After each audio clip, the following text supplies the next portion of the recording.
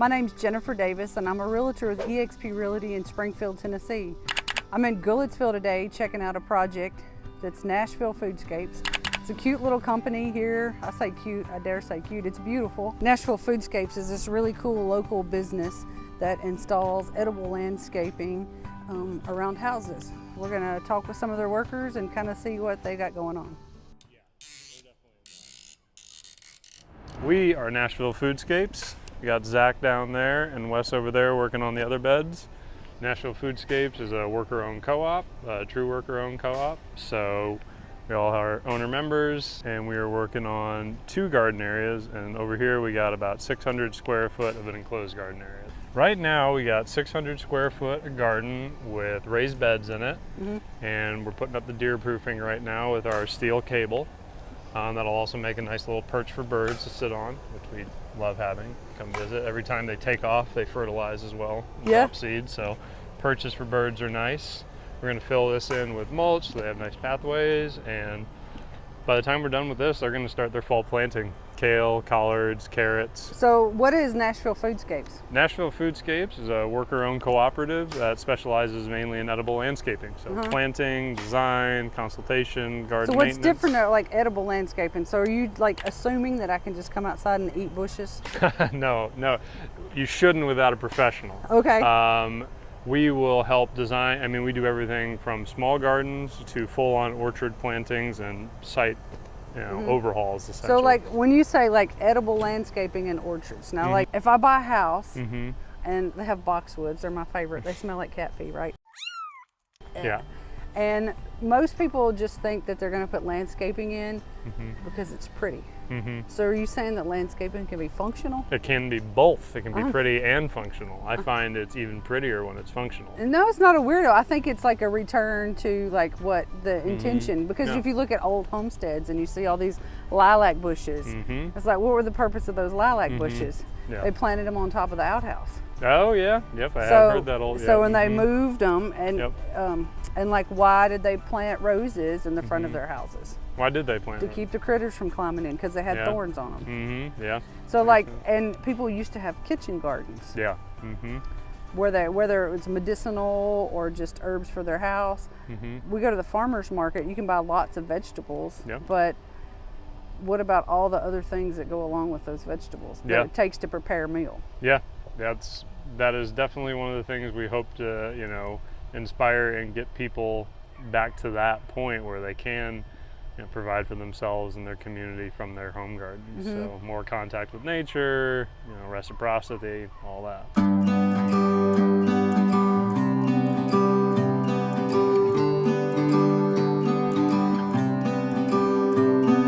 My name is Wes Witowitz. So where are you from? I'm originally from Pennsylvania, the place where oil was discovered, Oil City, Pennsylvania. So it was this big boom town before I was born, and then they sold all the oil rights. So now it is much of the Rust Belt, just every time we go back, there's more buildings torn down, and so-and-so is in jail for life now, and it's sad. But it was surrounded by, you could walk 10 minutes in any direction and be in the most beautiful forests and these different ecosystems, like different types of northern forests, like in all directions. And it was, that was what I really enjoyed about it. So how'd you get to Nashville? Well, my wife, back when we were not married yet, she came from the same town. She was in school for music business. So after graduation, that was what she wanted to pursue. So we were looking at a few places, but we had decided on Nashville.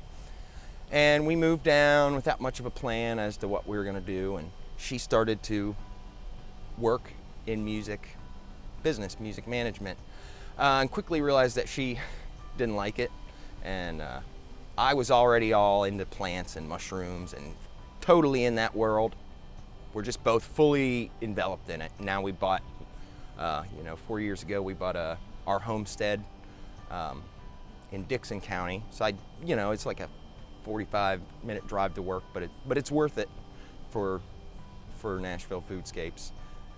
So work here during the day on other people's dreams and producing their lands, and then go home beat and tired and and work on ours. Well, so what is your dream?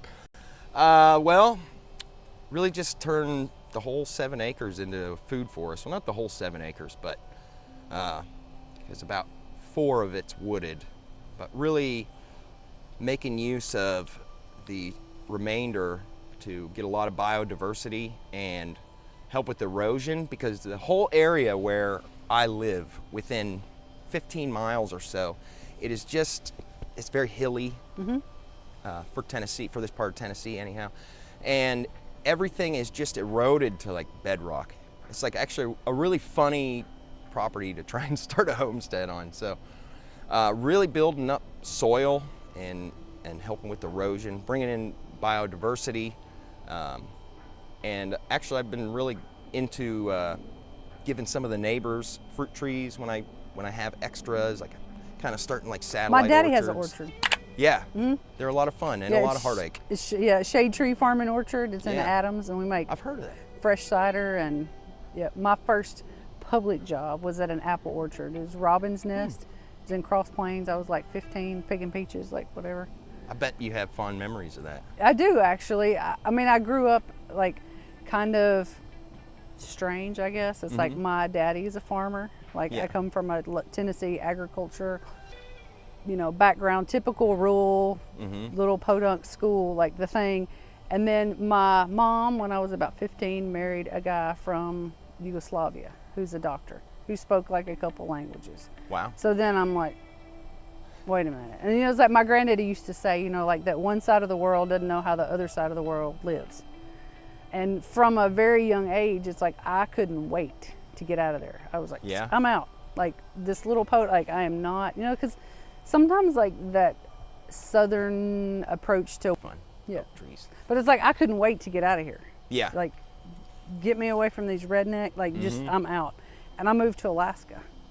Oh wow, that's And I lived in change. Alaska, and it's like when I was in Alaska, it's like no matter where I would go, I find myself in a room full of farmers. I'm like, I was trying to get away from you people. But I was like on the board at the farmers market, and then I got involved in Alaska Farmland Trust, and I was like all this stuff. And then I got interested in the story of place, because when you're me and you open your mouth and you're anywhere else in the world, people go, where are you from? It's like, it gets to be almost like a big joke. Like, Yeah. and I would tell stories about growing up and having horses and living in the country. And when I was growing up, I thought it was terrible. Like this is, and then Boring. right? I'm like, and then the farther you go, the closer you get to your roots. Yeah. So, and I've worked my way back here. And before COVID, I had a business that's called Rabbit Circle, and I started writing and teaching about the agricultural history. I live in Robertson County, so it's dark fired tobacco, Yeah. and we had horses and like all those things that I took for granted as a kid that I just thought everybody knew, everybody don't know. And now, post COVID, my daddy, my grandmother, my stepmom, my mom, like everybody in my family had their real estate license. So I'm like, I'm gonna like put the two together. Yeah. Because so many people that are moving here from other places have this utopian idea of what it means to live in Nashville. Yeah. Or what it means to be from the country.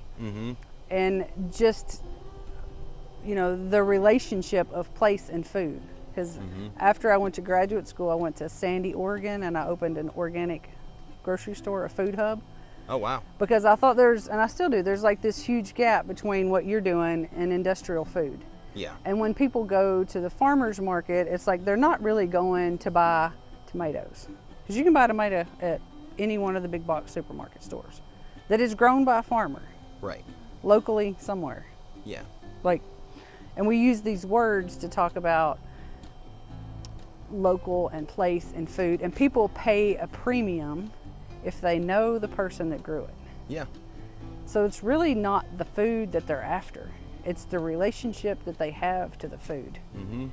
And growing up, having a garden, being in the country, all your neighbors being farmers, you live in this sort of academic world, and then you bring it full circle, like back. And that was what I call my tour business, is Rabbit Circle. Because if you go rabbit hunting, Yeah. a rabbit will run in a circle and it goes right back where it came from. Like, so if you jump a rabbit, you just wait and it'll come back. I like that. Yeah. I like that name. Yeah, so here I sit, then I like make a big circle and come back. And now with real estate, especially with so many people coming here from other places because of things that are happening in the world, and the interest in belonging to a community that's associated with some meaning or some feeling. You know, like, yeah, there are plenty of people buying houses in subdivisions, but even those people are seeking out farmers markets, local artisans, like they're looking for something that I think they're missing. And it's surprising to me, like how many people move back to the places that their grandparents left from. Yeah. They went out west to seek their fortune. They may or may not have made it. And whether or not they are, you know, consciously making the move, but they're moving back to where their families came from. So when you think about even here and people living in subdivisions, building gardens looking for a connection, it's like what you all offer is so much more than just, I'm going to plant you a garden. Right. It's like you're giving them a sense of place, a Yeah. sense of sustenance and nurturing that's not just, here's a bush. Yeah. Yeah. This is resourcefulness. Hey, This isn't the craziest thing we've done. Oh, I'm sure probably not. I've seen crazier things made out of spoons. you gotta see the sawmill I made You made a sawmill out of a spoon? scrap wood at 1 in the morning, and it looks good. What are you going to plant in here? They're going to plant, you know, we're actually not going to do the planting. We may help them with maintenance and give them some plants to start, but they're going to do a lot of their fall plants. So kale, collards, carrots. You can start planting garlic in the winter. It's a good one to overwinter. Spinach, things like that. The old wives' tale is like in months with R, you plant things in the ground, like you plant roots, and you plant trees and seeds that'll come up in the spring. Yeah. So if you want to plant a bush, you always plant it in or a tree, you always plant it in a month with an R. With an R? September, October, November, December, January, February, March. April. Got, It's kind of iffy. so And then May, after June, that, July, August. Yeah, that makes sense. That's interesting. Yeah, I like that. like all those like old wives' tales. I mean, I learned all that stuff just being a country kid, and I thought everybody knew that stuff. Yeah. And then Zach. Zach. Yeah. Zach Bergen. And what do you do? I'm just a crew member at Nashville Foodscapes. Just a crew. There's no such thing as just a crew member. I'm a crew member, part of the team. So tell me about your background. I guess I have a background in more traditional landscaping. I did that for a while, on and off for a couple years, but had always really leaned more towards the food side of things, and so this was a great opportunity to combine those two interests and skills. I'm from around here. I grew up in Kingston Springs. And do you have an education in ecology or just self-taught? Not just, but self-taught. Mostly self-taught and taught a lot by, obviously, the How people long have you around worked for Nashville Foodscapes? me. I started last March, so a year and a half-ish. Yeah. What do you want to do, like forever? Good $1,000,000 question. Yeah, good question. Still figuring it out and still have a lot to learn from the people around here, so I'm really enjoying where I'm at, honestly. Not really dreaming too much about the future right now because I'm pretty happy with, you know, working with really good people who are a lot smarter than me. And well, I think it's really good what you all are doing because I think people move to Tennessee for this sort of utopian idea of what it means to be country or what it means to be rural. Yeah. And what's happened in the rural landscape is even with monoculture, you know, agriculture, a lot of the traditional farmings, like where you would have a kitchen garden or that people bought things from their neighbors or traded with their neighbors, it's, you know, it's 2 generations gone. So when you have younger people coming back that are interested in agriculture, sometimes I think now it feels kind of elitist because it's not what poor people do. Yeah. It's what people who have the money to hire somebody to do. You know, like, and moving edible landscape back into like neighborhoods and introducing Daily people. life. Yeah, just like that plants are around us and animals are around us, whether we have the consciousness to acknowledge it or not. It's like they're there. Yeah. Yeah, I think a big part of it is also like trying to defy, I guess, the conception that like humans aren't a part of nature, that we're like, in our landscapes, a lot of what we do is very domineering and like an attempt to control and a lot of times destroy, you know, the environment and other people's homes, not other people's, but other creatures. What Other nature is creatures. trying to do. And so I think it's, in a small way, we're, you know, bringing nature back to the home, I guess, and trying to reincorporate daily life with, you know, plants.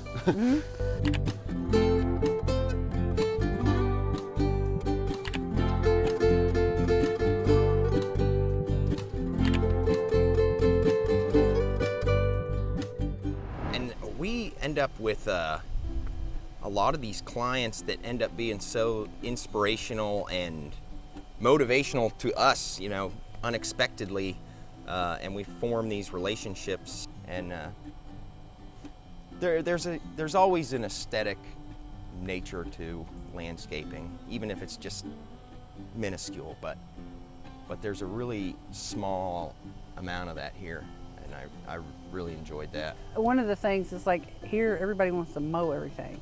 Yeah. Like, when did mowing get to be so popular? Like, why Yeah. is that fun? Like, I'm out. Yeah.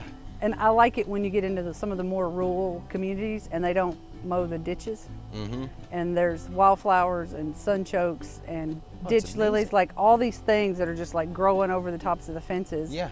And I can hear, you know, like my grandparents in there going, you need to spray that fence row, or you need to clean that up. And I'm like, look how beautiful it is. It's like, whether you're a Christian or whatever, it's like whatever your relationship is, it's like you can't deny that Mother Nature, God, whatever, has provided something beautiful. Yeah. Just, we're here to take care of it, not, Yep. you know, to be a steward, not necessarily to control it all. Right.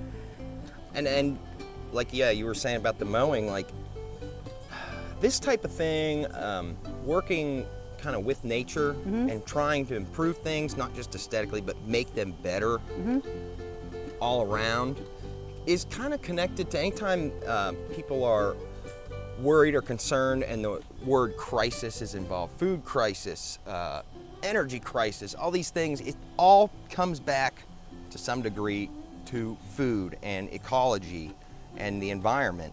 And I forget if it's the most, but the amount of gas and resources that are wasted just on highway medians to keep them mowed and tamed and looking perfect is astronomical. Astronomical, and you know, we pay taxes for the crews to go out and do that.